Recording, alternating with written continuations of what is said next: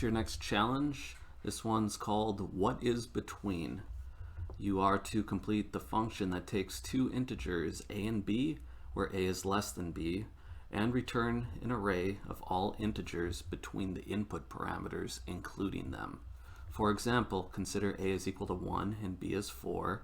You would then return an integer array comprised of the numbers 1, 2, 3, and 4. So it's an inclusive range here. So that's pretty clear. I think we could head over, and a hint for this one, we've talked about a method that essentially does this for you. So try to recall what that is. I think you have a good chance to knock this one right out of the park. And then go ahead, pause the video like usual, have a go at it, and then resume when you're ready. So, another hint, it's going to be using system.link. And we talked about a couple of those methods in the enumerable class that generate sequences. If you remember, we had one that generated the same value a number of times called repeat, and there was another one called range that did consecutive integers.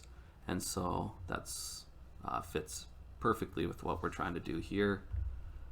Feel free to go to the doc page, check out enumerable range, and this is exactly what we're looking for here. Perfect. So I think we can make quick work of this one. One thing I might do, just to be realistic about this, they are going to guarantee that a is less than b, but we know that in real life a may not be less than b. So I could make int min equals a, max equals b. And note that when you have variables of the same type like this, I can use a comma and write multiple on the same line. You don't have to do it this way. It's equivalent to doing something like this, but I often do that nice little shorthand.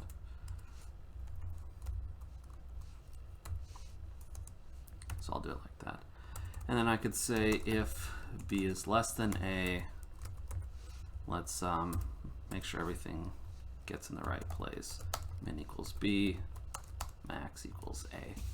And this is a nice little protection in case the input comes in a bad way, and we can still go about our business. Although you may want to say if somebody's if they don't even have it together enough to get their input parameters in the right order, you could take that as a sign that something went wrong and you want to address it. So you would do what's appropriate for your application. In my case, I'm just going to say, you know what, I'm just going to swap them around for you, and we'll run the usual work. And then yeah, really simple here because of that nice range method we have. We'll say enumerable.range, right? And then we have to, do you remember what you give it? You give it a starting value and a count. So we have that information. Our starting value would be min, right? And then think of how you would figure out what the count is. We did this once before. You would take max minus min, right? And then we have to add 1 for sort of counting purposes, right? And if you want to see why this makes sense, just consider this example here with 0 to 3. If you take 3 minus 0, you get 3. But the problem is if I say make a range from 0 and then count 3, you're going to get 0, 1, 2, and you're actually going to miss that 3. So when you count the numbers out, there's actually 4, and that's why I have this plus 1 here. So hopefully that's clear. And then what's the catch here? Can I do this? It's not quite right, is it? What's our contract say we have to do? Clearly here it says, hey buddy, you got to have an integer array, not just this generic collection. Let's go back to range. And what does this return? Look, it returns an enumerable of int, which is this kind of generic collection. And in our case, we specifically need an array. We know that enumerable has this handy toArray method, so we can convert it directly to that, or these other common to these other collections, right? They have a to dictionary, to hash set, to list, and those are very helpful. So it can work generically and then convert back to a concrete collection type when we're done. And that's what we're going to do here. We've done that in other challenges. You just can chain it all together and say to array. And I think this will cover us. You would be fine, I'm sure, just to have the one line here.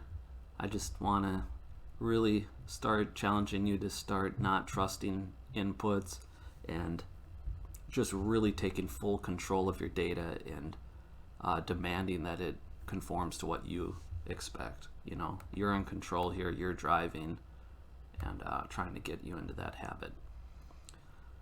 I'll run a test. You could add a print statement if you wanted to see what the parameters were for each example.